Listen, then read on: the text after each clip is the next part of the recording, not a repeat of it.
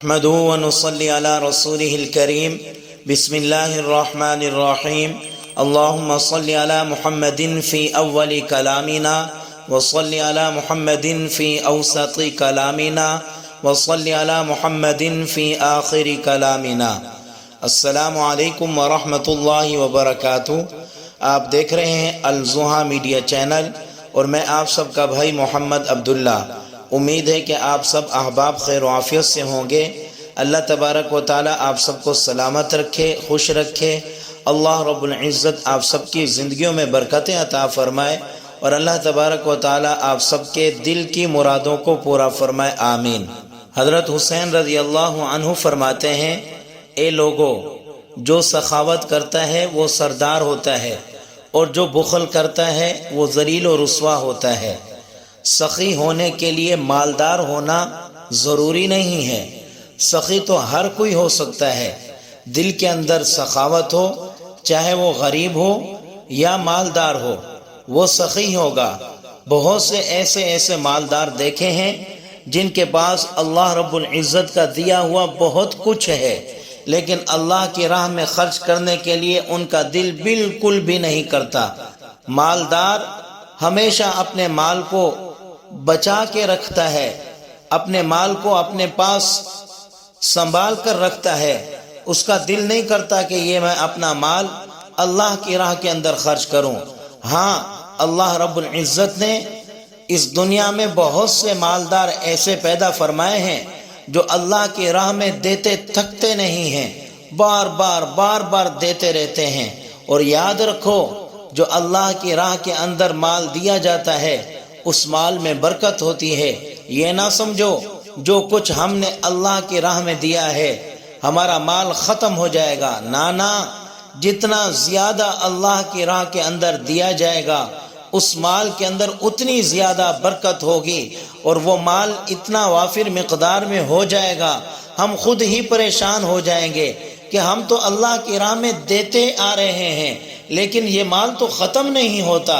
اور جو مال انسان اپنے لیے، اپنے بیوی بچوں کے لیے، اپنے گھر والوں کے لیے سنبھال کر رکھتا ہے، خرچ نہیں کرتا، اپنے آس پاس غریب غربا اور اسی طرح یتیموں کا، بیواؤں کا خیال نہیں رکھتا، اپنا مال ان پر خرچ نہیں کرتا، اس کا مال زیادہ تو ضرور ہوتا ہے لیکن اس کے مال میں برکت نہیں ہوتی۔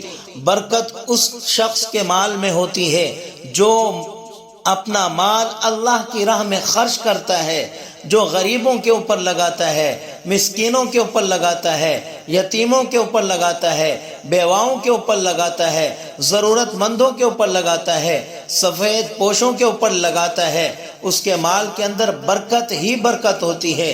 تو میرے بھائیوں، اگر ہم حضرت سیدنا حسین رضی اللہ عنہ کی زندگی کو دیکھیں اور اسی طرح حضرت حسن رضی اللہ عنہ کی زندگی کو دیکھیں تو یہ بھی بہت بڑے سخی تھے، دل کے بھی بہت بڑے سخی تھے۔ کچھ ہو یا نہ ہو، سب کچھ اللہ کی راہ میں خرچ کرنے والے تھے۔ سیدنا حسین رضی اللہ عنہ، سیدنا حسن رضی اللہ عنہ، ان کی عادت شریفہ یہی تھی، جو کچھ ان کے پاس آتا سب کچھ اللہ کی راہ میں خرچ کر دیا کرتے، اپنے لیے فکر نہیں کرتے بلکہ دوسروں کی ضرورت کا زیادہ خیال رکھتے۔ سیدنا علی المرتضیٰ رضی اللہ عنہ کے گھر 3 دن سے مسلسل فاقہ ہے، تینوں دن روزہ رکھا ہے، تیسرے دن افطاری کے وقت دروازے پر دستک ہوتی ہے، سیدنا علی المرتضیٰ کے پاس ایک روٹی ہے، حضرت فاطمہ کے پاس ایک روٹی ہے، حسن حسین کے پاس ایک روٹی ہے۔ دروازے پر آنے والا کہتا ہے، میں کئی دن سے بھوکا ہوں، میں نے کچھ کھایا نہیں ہے، مجھے کچھ کھانے کے لیے دے دیجئے۔ سیدنا علی المرتضیٰ اپنی روٹی اس ساحل کو جا کے دے دیتے ہیں۔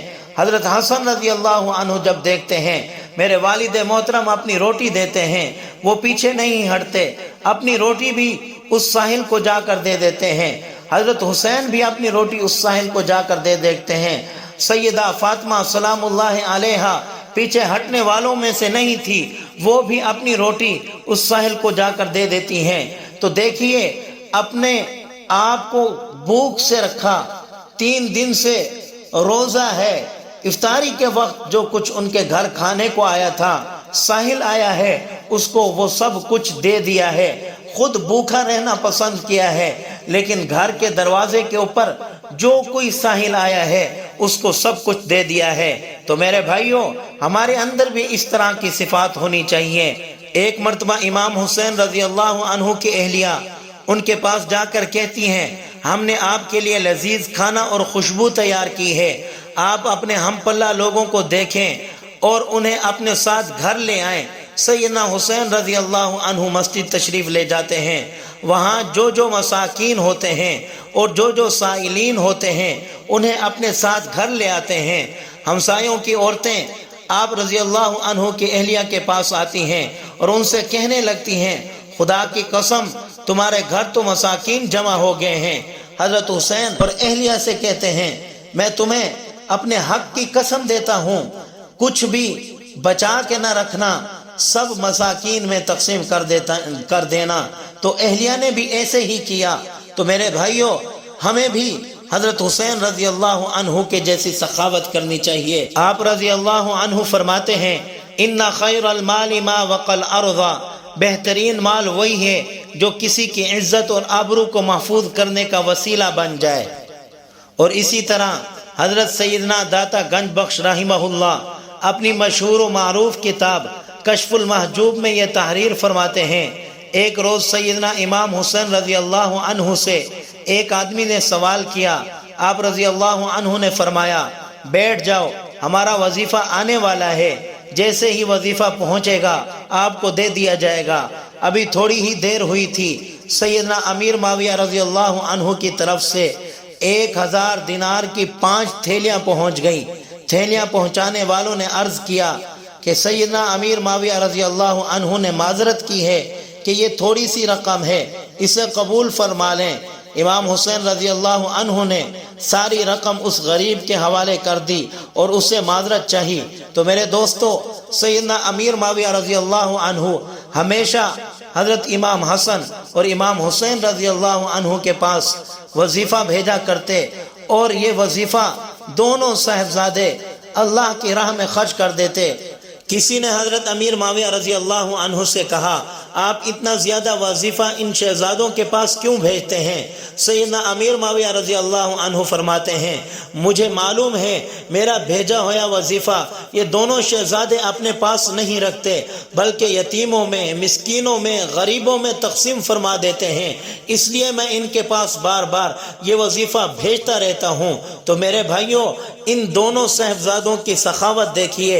ایک مرتبہ سیدنا حسن رضی اللہ عنہ نے ایک شخص کی آواز سنی، وہ اللہ رب العزت سے 10,000 درہم مانگ رہا تھا۔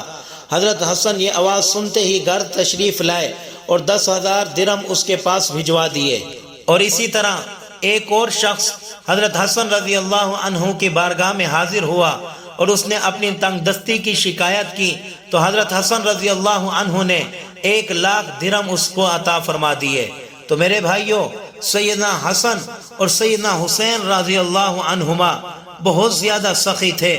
امام غزالی رحمہ اللہ فرماتے ہیں، ایک مرتبہ آپ رضی اللہ عنہ کی خدمت میں ایک شخص حاضر ہوا، اس نے اپنی تنگ دستی، ناداری، فقر و فاقہ کا حال بیان کیا۔